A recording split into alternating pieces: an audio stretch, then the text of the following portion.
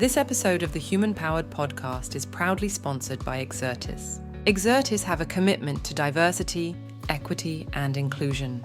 Our commitment is evident through our 5 ERGs: dedication to fostering inclusivity and support across various dimensions of diversity, covering a broad spectrum including ethnicity, enabling women, menopause, LGBTQIA+, allyship, and working parents, reflecting our dedication to addressing diverse needs within our workforce. Exertis, technology distribution and specialist service providers. Welcome to the Human Powered Podcast, presented by Human Eye Solutions and XMA. This is the place where resilience meets personal growth. I'm Scott Ward. And I'm Serena Kirsten. Each episode, we uncover the stories of individuals who have faced life's hurdles head-on, buck the trend of social trends, and emerge stronger. We're here to inspire, teach, and unlock the secrets to unleashing your potential together. So let's get ready to dive deep into conversations that illuminate the power of resilience of the human spirit. Let's embark on this journey together. So today we are joined by the exceptional Brian Woody Woods. Welcome to the Human Power Podcast, Brian. No, thank you for having me. Really appreciate it. Brian, I'm really excited to get into this one. Like I mentioned before, your bio has really blown my mind. And what's already strikes me really hard from you stepping in this room is that you label yourself as this average Joe, normal guy. But I mean, for me, one of my favourite things about you is that you are far from the average guy and normal. You're a colour sergeant, one of the most prestigious awards that any soldier can be given. You've also ran 25 marathons in 25 days. Do you want to talk to us about that? It's so important for me to give something back. It's like one of the values within the military is selfless commitment. And, you know, that was a massive challenge, but something that was really personal to me, but also personal to the families because I actually ran for the fallen. So I pledged to run a mile for each servicemen and women who lost their life during the Iraq and Afghanistan campaigns, because it was 2 of the campaigns and tough campaigns that I was involved in. It was 635 total lives lost. And each day I had 26 names on the back of my T-shirt. So every day was bespoke. You know, I ran 26.2 miles each day and it ended up being 25 consecutive days. And Ben Shepherd is a good friend of mine and he was massively on board and got me on Good Morning Britain to get it out there a little bit. And it was 20 grand was the sort of amount that I wanted to raise. And I thought it was a punchy number and a little bit probably unachievable. And even before I started day one, you know, we surpassed that. So yeah, and then I ended up raising, I think, 163,000 for Walking with the Wounded. It was an emotional journey because every day when I was pretty broken the first time, because I actually went again the year after and done 35 marathons in 35 days. But the first time was difficult. My body was battered. And what would get me on the start line was the messages that I was getting from the family saying, Brian, today you're running for my dad, or yeah, you're running for my brother. Can I come and join you for a few miles? That's bigger than the challenge. You know, what I was going through and the pain that I was experiencing was nothing to the pains of the families that have lost loved ones. I didn't expect to get emotional this early, but it was tough, you know, because, yeah, you want to represent every single person which has laid down their lives for this great nation. And I went and embarked on this journey and it was phenomenal with a great amount of money raised as well. Well, just wow. I couldn't even imagine running one marathon. I tried running the London Marathon on COVID year and obviously got get out of jail free card with that one. But I think, yeah, it's just incredible to see. Not only did you take on the first year, but then you went bigger and I would say better, but maybe more painful in the second year with 35 marathons in 35 days. So, you know, not only have you've gone and ticked off one journey, but then you've gone again because it's obviously something that's so close to your heart.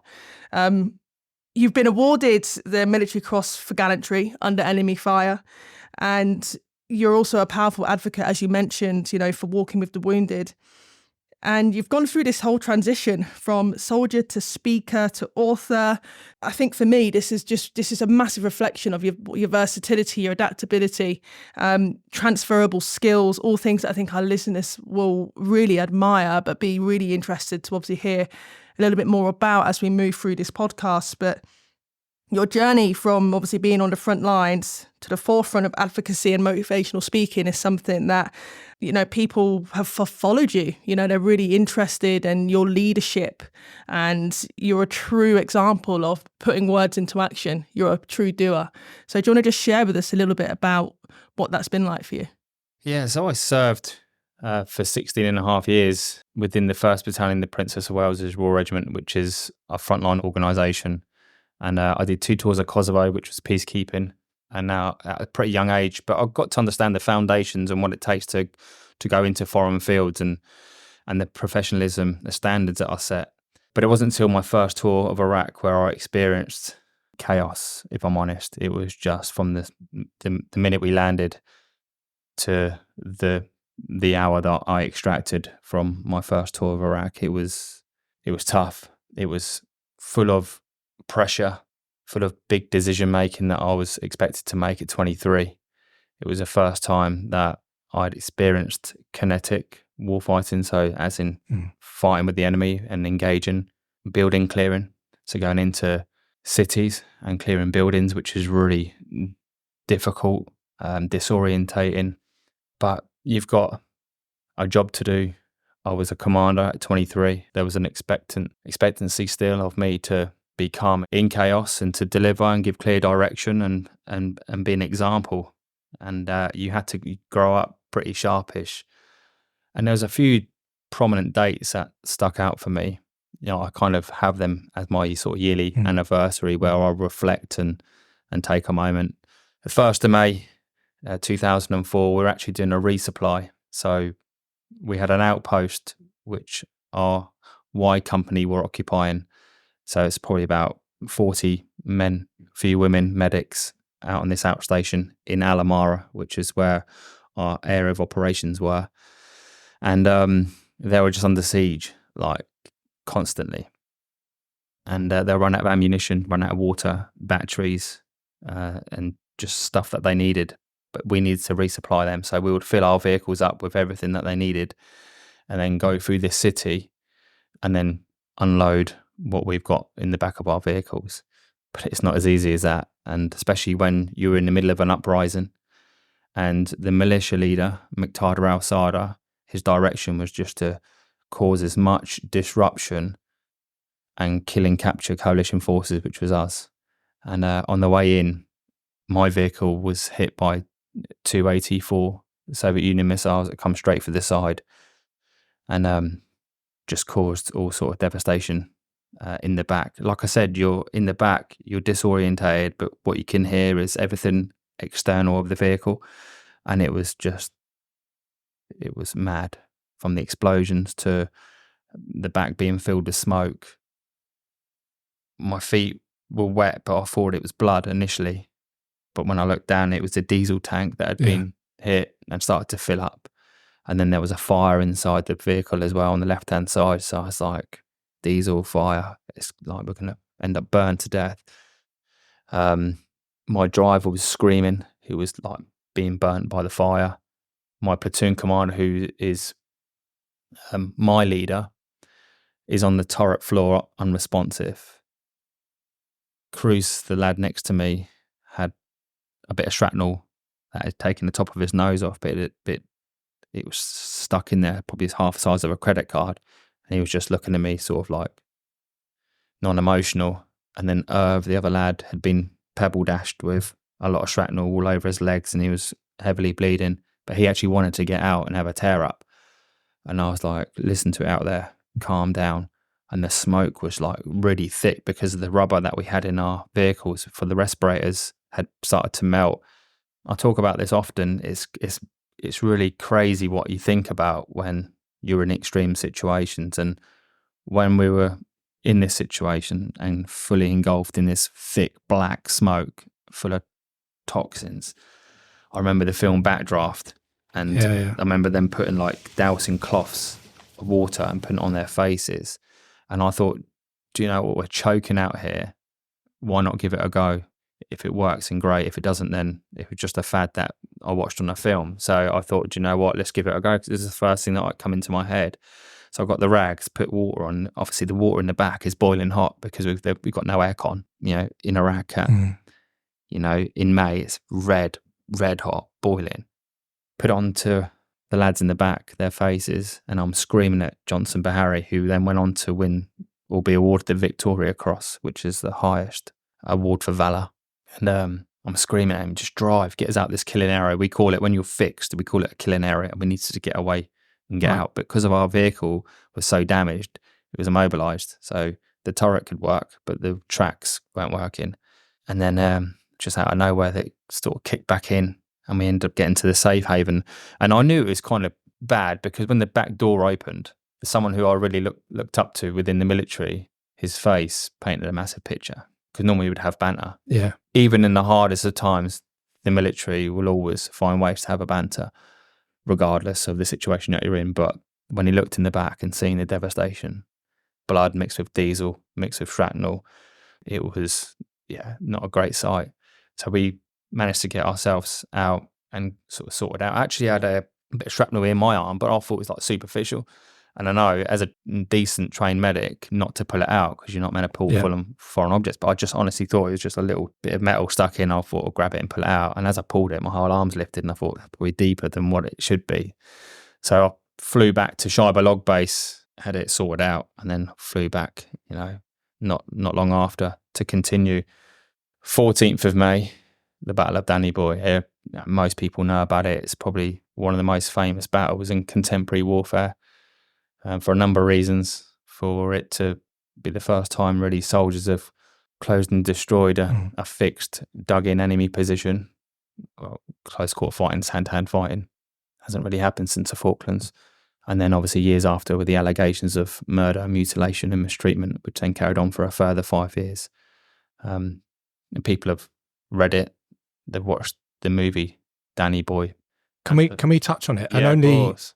For a different reason, if that's okay. Yeah. I think, there'll be a lot of listeners out there, Brian, that want to listen to it because there's a natural intrigue to hear about this, let's be honest, experience they could never fathom, right? Yeah.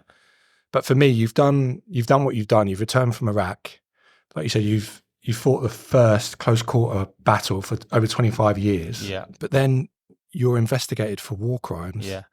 This is something you probably would have never been trained or developed to facilitate, right? Yeah. So from our perspective is, what's going through your mind? Because it's not only you, it's your loved ones, it's those that have lost their lives during that combat, it's your own close family. What's going through your head at that time when you get that first, I don't know how they let you know these things. I mean, like I said, it's nothing I've ever experienced before. Yeah, so. I'll give a small insight to the Battle of Danny Boy. Yeah, like I said, I was 14th of May, and it's around 14:30 hours. We were actually called to go and extract 2 casualties from the Argyll and Southern Highlanders that had been in another contact. But like I said, taking 2 casualties, we were on our way down Route 6, which is a main supply route from Basra all the way through to Baghdad. It's like a one sort of M25 all the way through. And it's a really vulnerable road for us because they know that we use it a lot. And but once you get that call, you're in tune. You know what the intent is. We need to extract the casualties within the golden hour, and the golden hour is point of impact to them getting to a Role 3 sort of medical centre to get them the treatment that they need, because bleeding out it happens a lot. So we know time is really critical. And then on the way down to go and extract the 2 casualties, we were smashed ourselves by an ambush, and our vehicle won't come to a grinding halt, and the vehicle behind pushed on past because they needed to go and get to casualties. So we had stayed in the back again, not knowing what's going on. The turret can only see what's going out on within this contact situation. And I just kind of let it crack on because I wasn't going to get involved, because the commander is under pressure. He has the overriding eyes, ears, and then he'll tell me what's going on, basically. So I let him crack on, and then he was like, right, Woody, we're not having any effect. Prepare you and your men to launch a counter-attack on this position. About 15 to 20 militia fighters dug in, traditional weapon systems, AK-47s, Dushkas, RPGs, to name but a few. And I was like, say that again, because it's not yes, we train for it and we always train for worst case and worst course of action, but it's not very often that this is actually happens across open ground. I asked him to say it again, and he told me, look, because they use 30mm from the turret and 7.62 chain gun, which is quite powerful weapons, but they were in positions where they were just like zigzagging, getting up and being opportunists, so we weren't having an effect as a vehicle. So we needed to go and flush them out, and to do that you need boots on the ground. So I was trying to get all this through my head, and I was thinking, the lads under me are 18 and 19, I'm 23, not been on any sort of well-known leadership course at this point. I'd done my junior course, so I had an understanding of the fundamentals, but you don't really think about it. You just sort of extract as much information from what he's asking me. I then relay that to the guys in the back and come up with a plan and then try and execute that plan. And the plan was to get out of the vehicle and go into a holding area, because in the back of a vehicle, like I've mentioned many times, you are really disorientated. There's only a small window at the back door, and with condensation and grit, you can't see a lot out of it. So it's important for me to, phase one for me, I say this when I do a lot of talks for businesses, is doesn't matter what pressure that you're under, you're still entitled to a cigar moment, and you're also still entitled to break things down so it doesn't overwhelm you. I did it with the marathons. I took each mile as it came. Never looked at 25 marathons in 25 days or 35 marathons in 35 days because it's very overwhelming. And even in this extreme situation that I'm in, I can still have a cigar moment and break the ground down and break and phase it out. So phase one was get out of the vehicle, go into a holding position where I've got cover, but then I can have a look what's going on. Phase two will be the approach, of that position. Phase four was to clear that position. Phase five was like, what do we do once we've got that position clear? So I understood that. We did get out of the vehicle. We did get into a holding position.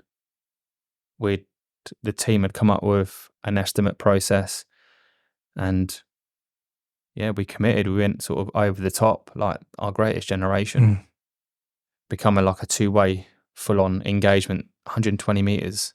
And we just really worked hard with a lot of courage, a hell of a lot of tenacity, because there's only 5 of us on the ground. And we just, went hard, fast and aggressive towards this position. And then as we were just about to go in and clear that position, we saw a lot of militia start to fall back. So we knew we had the upper hand, but the momentum, we still had to keep going. And as we were just about to go in, those who stayed and were fighting hard, they threw their weapons down and surrendered. And I say this often, this is courageous restraint at the highest level. And I understand why sometimes we get it wrong as within the British Army, because when you're fighting for your life and you're fighting against an enemy who are evil and who are trying to kill you, to all of a sudden turn your emotions off within a split second because they're throwing down their weapon systems is very difficult. But we're educated, we understand the rule of law, we understand the rules of engagement, and it's the right thing to do, but it's hard.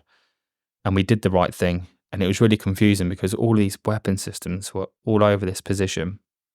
Those have been fired off, still RPG warheads, still on weapons. And people were looking at me to make a decision. And I, to be honest, didn't really know what was going on. I was like, first time I'd seen enemy dead, close and personal. And I'm talking, this is like touching deep trauma now, but these bodies weren't even together. It was the first time that I'd seen like ripped apart carcasses, and it was trying to figure out how to get all the weapons safe. The militia fighters who were alive, calm them down, take them as prisoners of war, segregate them from the enemy dead, because there was a lot of enemy dead. Like I said, all over the place. They were in really, really bad ways.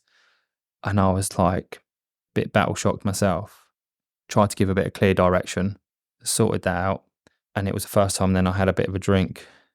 And my company sergeant major, who is a real high leader, he asked me a bit of an integrity question. He asked me if the battlefield was clear. And, I wanted to say yeah, because I was very lucky to be alive at this point. But it wasn't, because I'd seen fighters fall back. And I'd said to him, look, it's not clear. And he told me to put a fresh magazine on and we're going to go and do a clearance patrol, him and I. And within 90 meters, become decisively engaged again. He eliminated that militia fire, as I've bounded forward, I nearly tripped over this young fighter who was just about to put an RPG into my midriff, and I engaged him, but it would have been like distance like this, and it was 2 to the chest, then 1 to the throat, and as I've just moved past his head, all I could hear was him gasping for air, and I was like trying to shake like what was going on, but I was so heightened at this point because now I'm fighting again. It's fight or flight in this adrenaline mode, driven. And then I said, I had a bit of moral courage and said, we need to go back because it's only you and I. We've just had 2 more engagements. We should go back and wait until we do a full sweep with a lot more manpower. And he agreed. We went back. And as we were bounding back, I seen a flicker from the corner of my eye. And I brung my weapon back up to engage. And it was 2 more militia fighters that had thrown their weapons down and like surrendered. So we're sort of guiding them towards me, told them to lift their sort of dish dash up to make sure they're not rigged with explosives. As they've approached me, I thought I recognise him.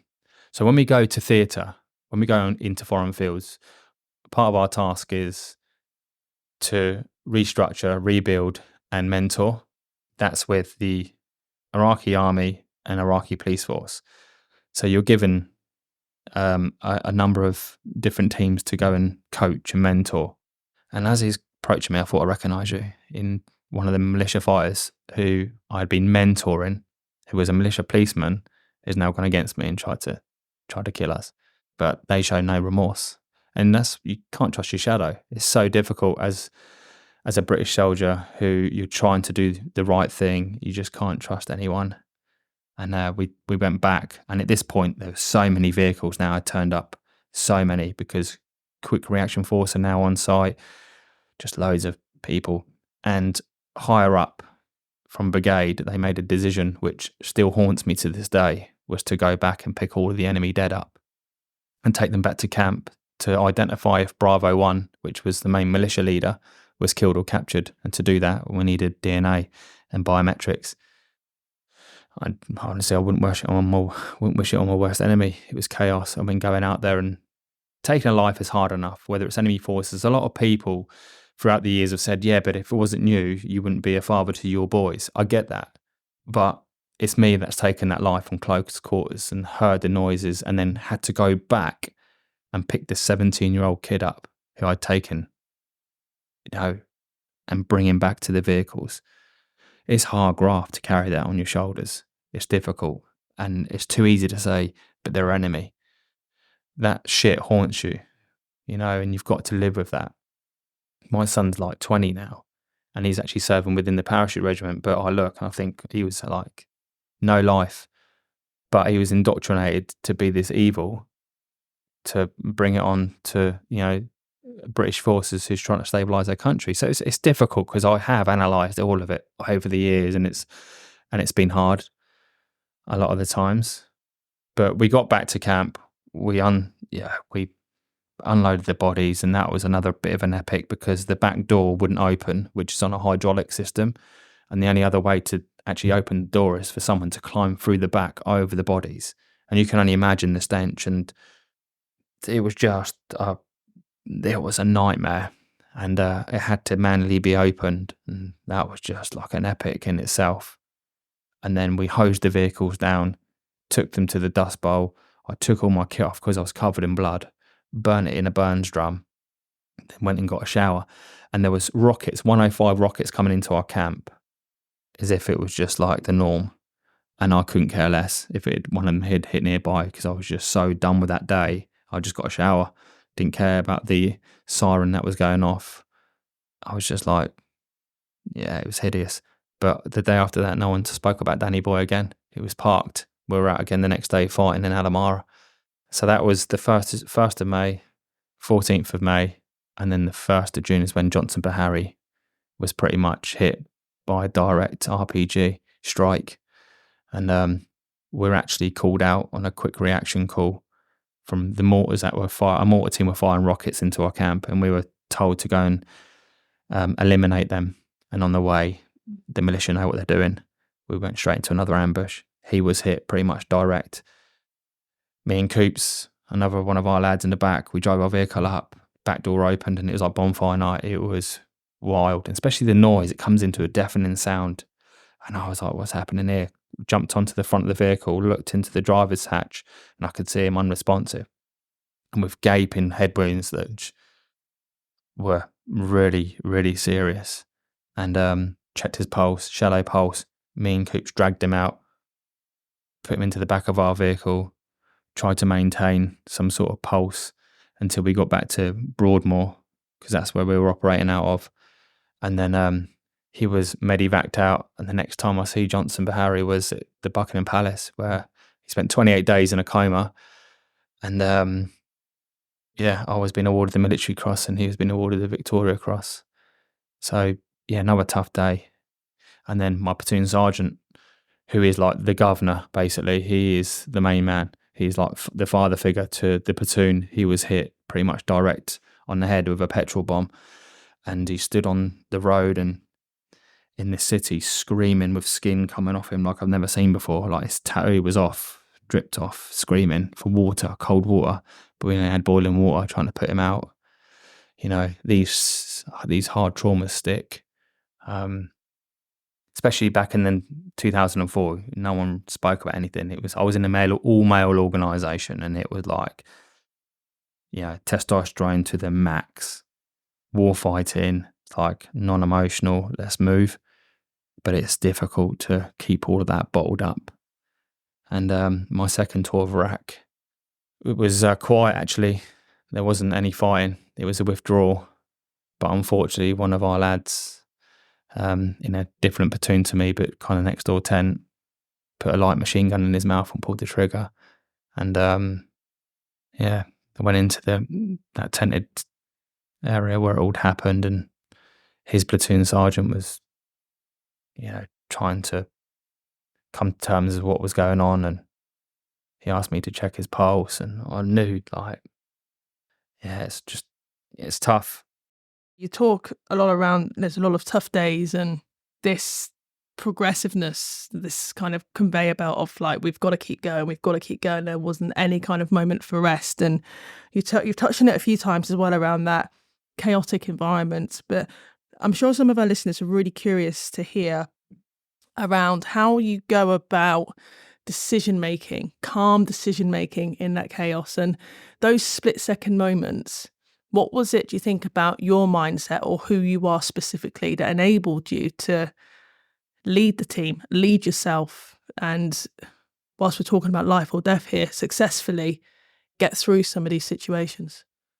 I think you have to analyse the situation that you're in, even though it's crazy, and give yourself a little bit of time to figure out what it is that you're going to do. And I'm not one to shout, scream and flap, because I think that's infectious, because if I'm going to do that, then I'll then end up worrying people.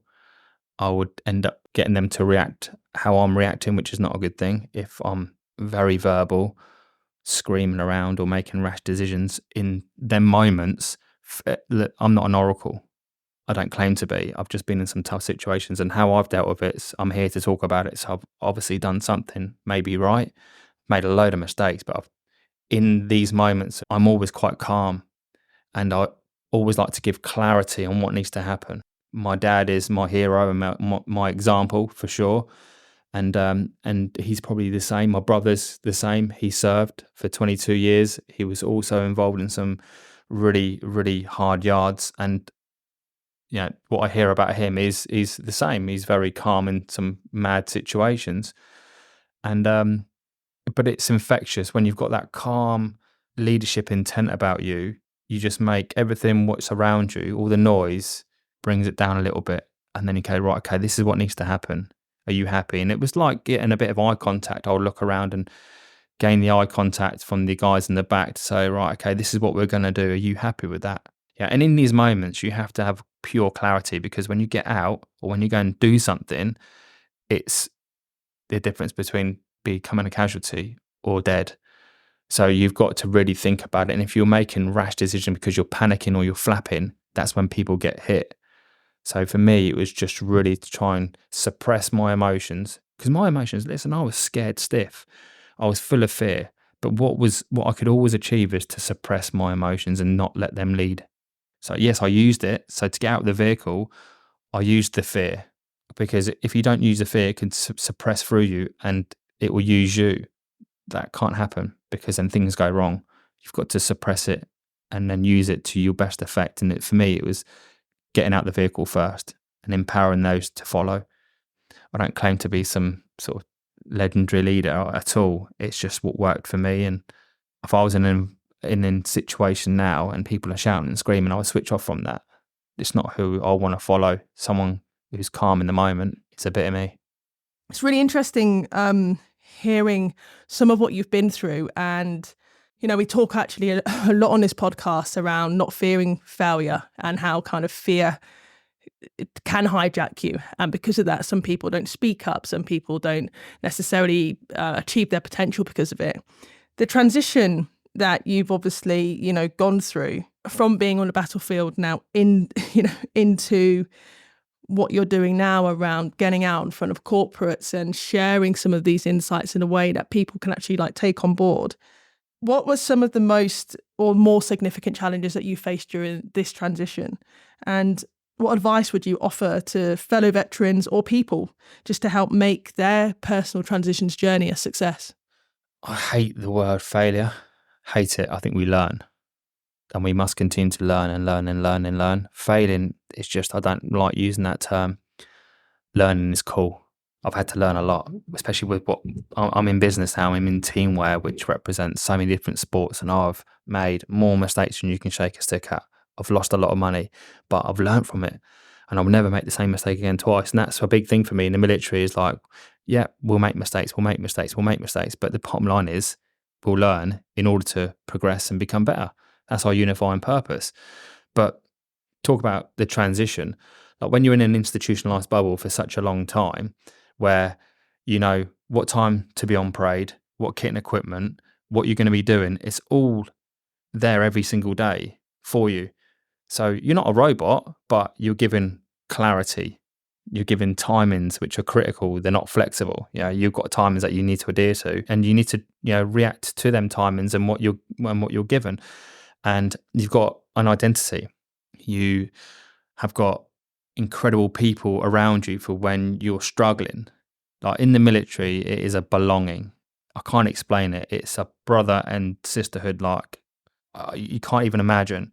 So if you're struggling for a day on fizz or in the field, you've got a bunch of people that will get round you and get you to where you need to get to, because they are bought into the mission. They understand the intent, and they know sometimes you're entitled to a bad day. It doesn't mean you're a bad soldier. It means you're having a bad day, but you've got some people around you to pick you up, and that in abundance is in operations. You see it every single day on ops.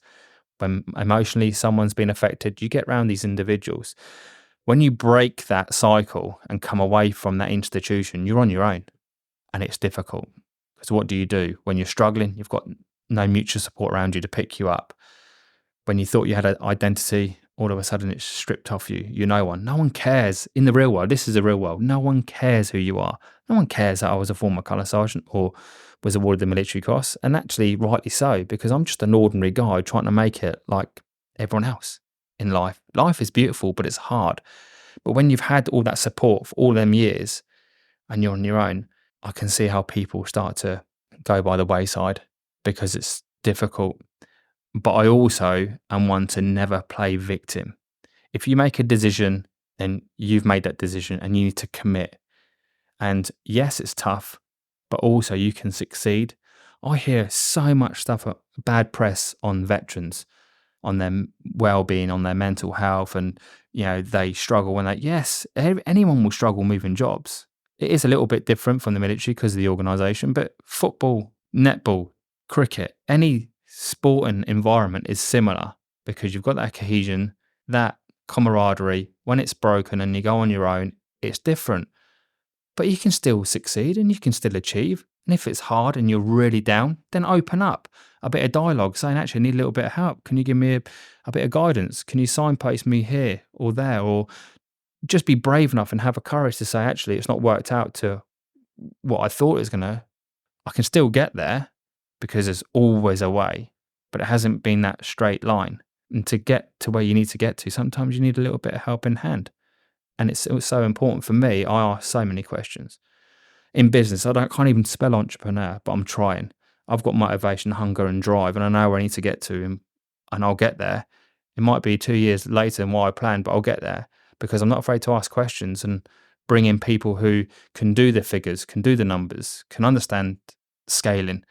All I see is my mission, what I need to get to that mission, what I need to have to achieve the mission, and contingencies and courses of action when it doesn't go to plan, because it hasn't gone to plan yet.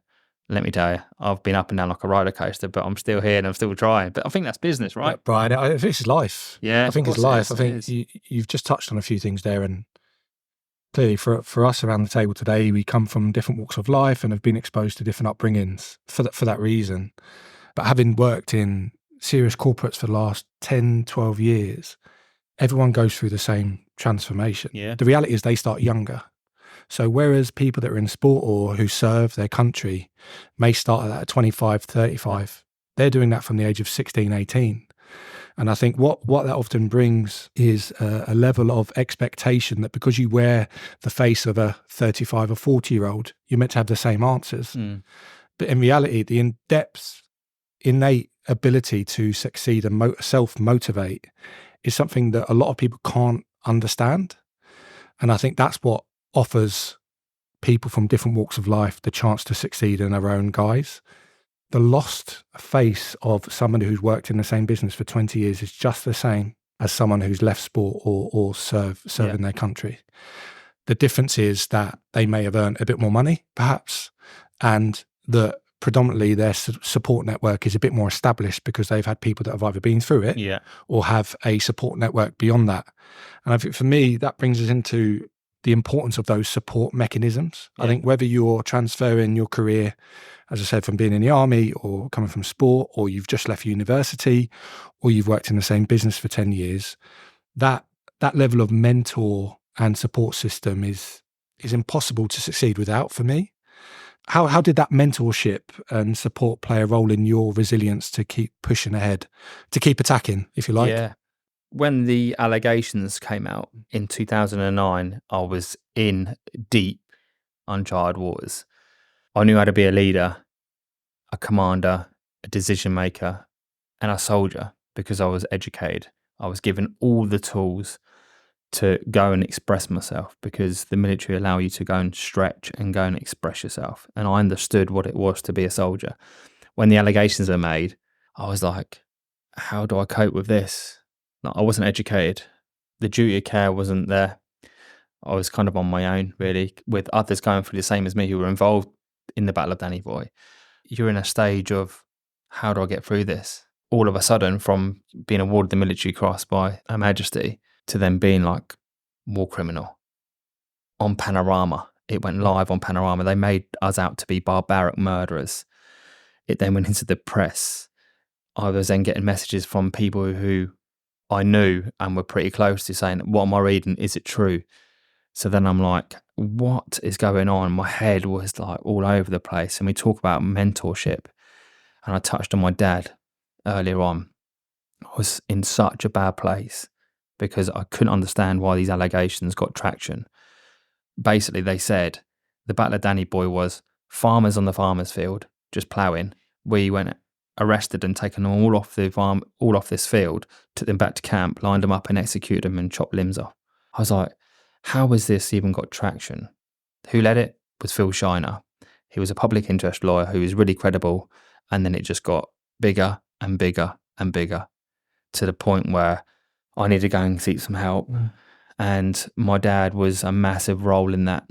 My parents lived in Scotland. He came down, spent some time with me and mentored me through this real dark space that I was in. And every morning he would go, let's attack the day.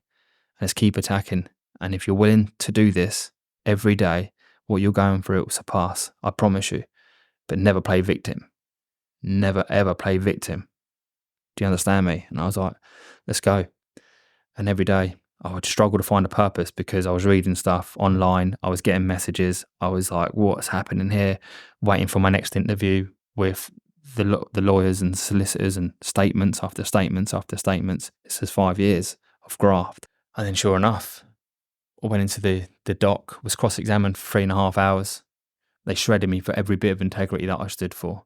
But I was a lot older, so I had more experience. But even in the courtroom, it's demanding. So I was on my own in that dock, and I was getting cross-examined by the most intelligent of people. And what I was trying to do, I'm not a smart lad, don't have any GCSEs or not, but in the dock, I thought I need to try and bring this courtroom was stacked because it's a public inquiry. So the whole room was full of people, journalists to the yin yang. It was a lot of pressure. And I've got these people belt feeding me questions and revert back to my statements and all this sort of stuff. And what I was trying to do is answer the questions that I was being asked and being grilled for, but also putting into context what we were up against and the split-second decision making, the confusion, the disorientation, fighting evil, along with answering the questions. And like I said, I am not intelligent enough to do this, but I was trying. I felt like I needed some senior officer or senior commander in that room say, hang on a minute, let's fucking have a look at this situation and the previous 3 months leading up to the situation. Let's bring this into context a bit. And I didn't have any of that. So I was trying to be that leader, again, in the courtroom to bring this to context and what we as British soldiers are up against daily. And 6 months is half a year. It's a long time fighting. And then 2 days after, I was told that I needed to go on a call. So I went on a call, and it was my commanding officer saying everything's been acquitted. And I was like, what do you mean? It's all unfounded. They've found the paperwork from archives storage of everyone who was taken off of the battlefield, their regimental numbers and the militia fighters group that they were attached to. What the lawyers did who were going up against us, British lawyers who were going up against us, had shredded that paperwork, didn't realise they had a archive copy, and said it was human error. 5 years of pain. Do you know how I look at it now? It's like that post office scandal. Yeah. I watched it and I thought, flipping, I've got the same emotions back from watching that because I just couldn't get my head around it. And I went through therapy, and it was the best thing that I've ever done. It absolutely transitioned me on. It wasn't post-traumatic stress disorder anymore. It was post-traumatic growth. Because now I wasn't scared about talking about my feelings, the existing trauma that I'd been through. I'd never spoke to anyone really. I just caused chaos behind closed doors. My wife took the brunt of it. Yeah, it's often... She should have left many times. She should have left many times, but she was stoic and stayed with me. And that's one thing what I wish I could change is the way I was with her. Never physical, but brutally abusive, verbally, like real bad. Can I ask you a question as well, though? With the way that your brain works, and we get to learn that pretty quickly, those 5 years where you're being accused of something that you know didn't happen. Yeah. Am I right in surmising that the analytical brain that you've got is not only a blessing, but at that time must have been a bit of a curse where you're trying to rationalise the irrational? Yeah. I was thinking to myself, could I have done anything different? Because honestly, your head goes a bit mad. And then when you're analysing every single thing, I couldn't shift Danny Boy. I was back in it again for 5 more years when I wanted to erase everything, every memory about that. Like if they said to me, go and punch out the Battle of Danny Boy again to be awarded the military cross, I'll say keep the military cross all day long. Like there's no need to go off about stuff like that. It's like, it's damaged me. You know, yes, I'm very proud to take my mum and dad and my wife to Buckingham Palace. It was like a day that I'll cherish forevermore. But Churchill once said, a medal glitters, but it also casts a shadow. And for me, that was case in point, because there was a huge now shadow cast on me, and I just had to break that cycle. I had to get away from it. And to do that, I had to be brave enough to go and seek some support for my well-being. I think it's amazing that you have had the courage to seek therapy and support, particularly after you mentioning that 2004 you were in an environment where nobody said anything about anything, and it was very much let's just crack on, brush it under the carpet and continue to crack on. And obviously these types of the level of traumas that you've been through and that level of darkness that comes with it just obviously continues to compound. So the fact that you know have just shared that you went about and have obviously sought that level of support is incredible. And I think any one of our listeners who is in a space feeling like that's what they need but aren't brave enough to step into that space, I think you are a case in point of the impact in terms of helping you kind of move through. And Something that we like to talk about on this show is your resilience recipe. And I think aside from obviously the therapy to help you to get that level of resilience back and control back in your life, what other strategies and or tools have you learned or taken on that has obviously helped you get through some of the tough times that our listeners can, use and implement from tomorrow? I think creating a bit of a toolkit's important, and that's other people's challenges. Look, I'm not the only person to go through some hard yards. It's life. Other people have got some harder experience that they've got at the other end than me. So it's important for me to dive into what worked for them. Fitness for me is massive. It sets the conditions for me as an individual. I've got 2 boys that I need to maintain our standards. You're not entitled to nothing in life. You've got to go and earn it. And it's down to you because nothing's ever given to you. So I know that mentally, when I'm running, it's freedom. I've obviously gone on some mad running journeys, but it just really keeps me on a good beaten track. And if I'm not out running or playing football or doing whatever, then I start to become a bit of a nightmare at home. And Lucy will go running because that would just like clear everything. Not being scared to talk about it, your past, and this some of the stuff which still haunts me today. It's really important to come on to podcasts like this or doing some speaking engagements and talk about some of my traumas. That definitely helps as well. Keeping and maintaining a purpose is one of the most important things for me, because if I haven't got a purpose, it's hard for me to get up in the morning. If you're on a fitness journey, then you should apply yourself up to something, because it gives you, and you've got to hold yourself accountable. It gives you a purpose to train towards. If you haven't got a purpose, it's difficult because you'll just put it off. You'll be like, I'll do that tomorrow. I'll do that the next day. Yeah, that's fine. Everything's tomorrow. But yeah, just keep creating a little toolkit to support you through your journey. Podcasts are another thing, listening to podcasts. The answers are out there. It's how much you want to get better, or how much you want to change.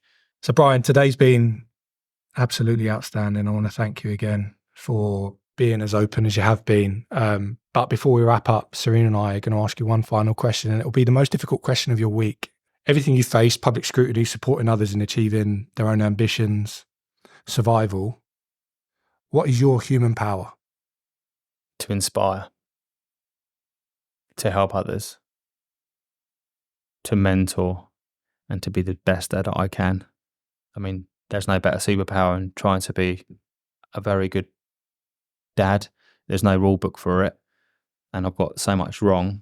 But to empower, inspire my 2 boys is my biggest task. And like I said, my son's already serving within the parachute regiment, and he's gone on to surpass so much more than what I've done at his age already.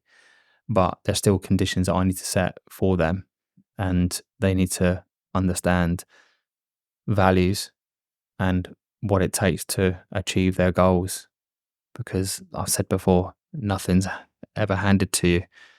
I think that's a great superpower to have. My favourite thing today for sure is that nothing's given, everything's earned. I think when you look at today's society where everything's, fast food, fast fashion, everything's, 5 minutes of fame, it's easy to forget that you've got to go out and earn it. And, especially the things that you really want in life, and what a lesson that you're instilling in your family. And I think a lot of our listeners are probably hoping to instill that within their families as well, and within themselves as well, as they journey throughout their, various careers.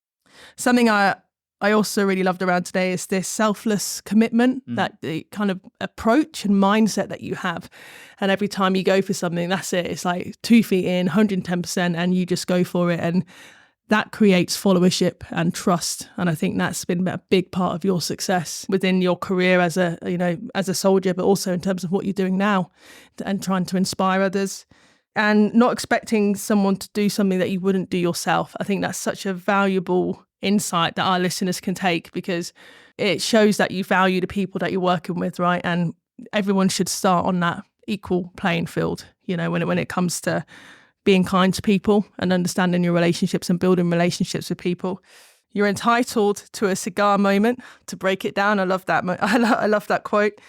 And you're also entitled to a bad day. And I think some of our listeners forget that, you know, they have this idea of perfectionism and excellence and everything needs to be achieved at a certain level, but we're all human, right? It's, you know, this is the human powered podcast and we call it that because we are human and things happen, but that being kind to oneself, but then also having that ability to we go again tomorrow, and we can be better. And the choices that we make off the bad days, and how integral that's been to some of your stories and some of the insights you shared, I think has been really powerful. So thank you for that. No, we go again tomorrow was actually my motto for my marathons. When I was finished, I would always say, okay, that's done. We go again tomorrow.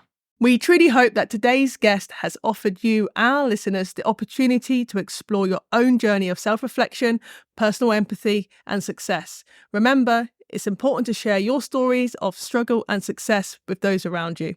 Let's unlock potential together. Thanks for tuning in to the Human Powered Podcast. It's been a privilege to share today's journey of resilience and empowerment with you. Remember, each story we share is a step towards understanding our own true potential. Follow Humanized Solutions on social media to become part of our growing community, and don't hesitate to share your own experiences. I'm Scott. And I'm Serena, reminding you that within each of us lies untapped strength. Let's unlock it together. Until next time, keep striving, keep believing, and keep growing.